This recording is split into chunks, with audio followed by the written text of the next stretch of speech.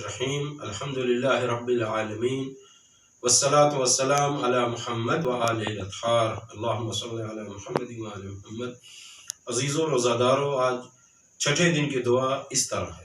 بسم اللہ الرحمن الرحیم۔ اللہم لا تخذلنی فیہ لتعرض معصیتک ولا تضربنی بسیات نقمتک وزہزہنی فیہ من موجبات سخطک بمنک و ایادیک یا منتہی رغبت الراغبین۔ اب عزیزو ایک جملے کی شرح آپ کی خدمت میں بہت ہی اختصار کے ساتھ۔ پہلا جملہ اللہم لا تخذلنی فیہ لتعرض معصیتک، اس کا مطلب ہے اے میرے خدا، اے پالنے والے، مجھے اس مہینے میں تیری نافرمانی کی وجہ سے ذلیل نہ فرما۔ عزیزو، انسان کی سب سے اہم خصوصیت انسان کی عزت ہے۔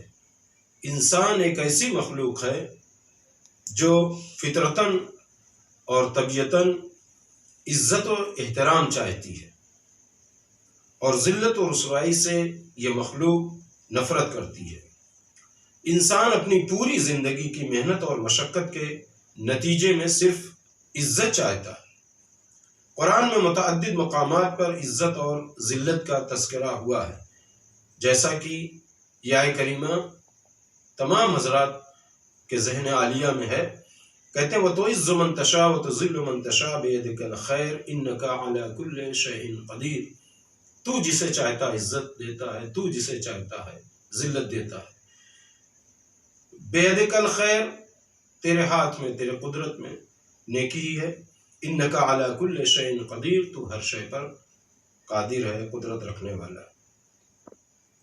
تو مجھے چاہیے عزت۔ اب عزت کہاں سے ملتی ہے؟ عزت کون دیتا ہے؟ کہتے ہیں پوری دنیا اسی بات پہ ٹھہری ہوئی ہے، اسی چیز پہ اپنا سرمایہ نچھاور کر دیتی ہے کہ مجھے دنیا والے عزت دے دے، لیکن عزت صرف خدا کے ہاتھ میں۔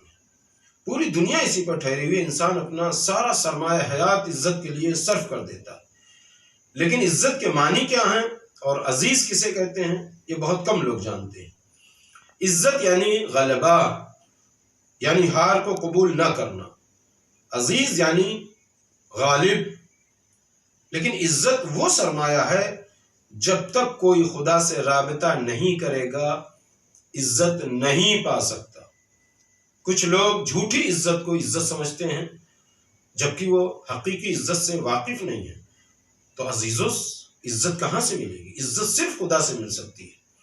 عمل صالح ہی عزت ہے، ورنہ چاہے جتنے بڑے ہو جاؤ، چاہے جتنے پوسٹ مقام و منزلت پہ آپ پہنچ جائیں، اگر عمل صالح نہیں ہے تو آپ کو عزت نہیں مل سکتی۔ عزت اگر کوئی غیر خدا سے چاہتا ہے تو وہ ذلیل ہو جاتا ہے۔ جیسے فرعون کے درباریوں نے فرعون کو خدا سمجھا تھا اور سمجھ رہے تھے کہ اس سے عزت مل رہی ہے، لیکن ایک لمحے میں جناب موسیٰ علیہ السلام نے سب ختم کر دیا۔ جو اپنے آپ کو انا ربکم الاعلی فرعون کہا کرتا تھا، خدا کے نمائندے نے سب کو ختم کر دیا، تمام اس کی ربوبیت کو ختم کر دیا اور بتا دیا کہ اگر عزت چاہتے ہو تو اس سے لو لگاؤ، یعنی خدا سے۔ امام فرماتے ہیں کہ لوگ عزت کو سلاطین کے دروازوں پر تلاش کرتے ہیں، جبکہ عزت صرف خدا کے ہاتھ میں اور اس کی اطاعت میں عزت ہے۔ آج کل تو لوگ فوٹو کھنچوا کر بڑے لوگوں کے ساتھ فیس بک، واٹس ایپ وغیرہ پہ اس لیے بھیجتے ہیں تاکہ ان کے ذریعے ہمیں عزت حاصل ہو جائے، جبکہ عزت دینے والا صرف خدا ہے۔ قرآن مجید میں ارشاد ہوتا ہے من کان یرید العزہ فللہ العزۃ جمیعا، جو بھی عزت چاہتا ہے وہ خدا سے عزت حاصل کرے، اس لیے کہ تمام عزت جو ہے خدا کے ہاتھ میں ہے۔ یہ آیت کریمہ سورہ فاطر اور آیت نمبر 10 میں ہے۔ مولا کائنات بھی فرماتے ہیں العزیز بغیر اللہ ذلیل، اگر اللہ کے علاوہ کوئی عزت چاہتا ہے تو وہ ذلیل ہو جاتا ہے۔ دوسری جگہ آپ فرماتے ہیں کہ تقوی عزت کا ایک مضبوط قلعہ ہے اور نافرمانی خدا ذلت کا انبار اور ڈھیر ہے۔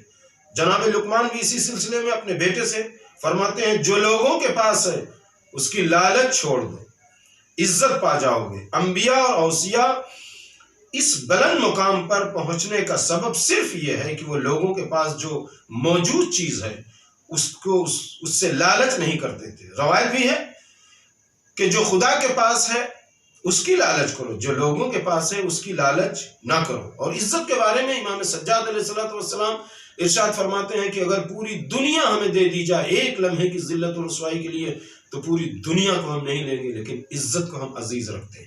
مولا امام سجاد علیہ السلام فرماتے ہیں۔ اچھا، اب عزت حاصل کیسے کی جائے؟ عزت حاصل کرنے کے لیے قرآن نے ایک نسخہ بتایا ہے۔ اسی آیہ کریمہ کا ایک حصہ، الیہ یصعد الکلم الطیب والعمل الصالح یرفعہ، اچھے اور پاکیزہ کلام اس کی طرف بلند ہو کر پہنچتے ہیں۔ یعنی اگر کوئی شخص عزت چاہتا ہے تو اچھی باتیں کرے، پاک و پاکیزہ کلام کرے۔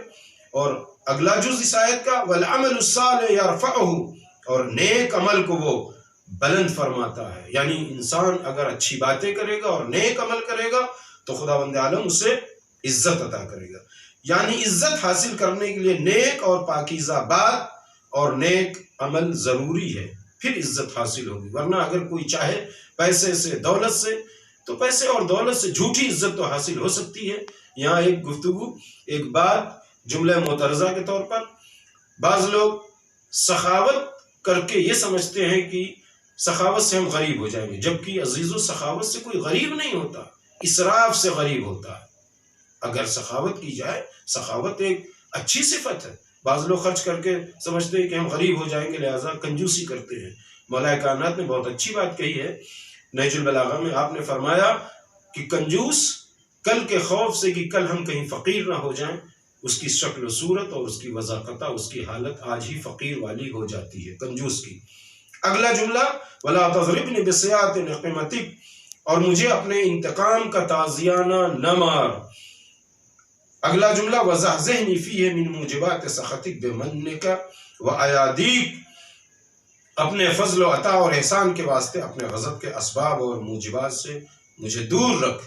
یا منتہا رغبت الراغبین، اے رغبت کرنے والوں کی آخری امید۔ انسان جب تھک جاتا ہے، عالم اسباب کو استعمال کرتے کرتے اسباب سے جب تھک جاتا ہے، دنیا کے اسباب سے جب تھک جاتا ہے، تو جا کے ایک مرتبہ اپنے پیشانی کو خداوند عالم کی بارگاہ میں ٹیکتا ہے، اور یہی سمجھتے ہوئے کہ آخری امید ہماری خدا ہے۔ والسلام علیکم ورحمۃ اللہ وبرکاتہ۔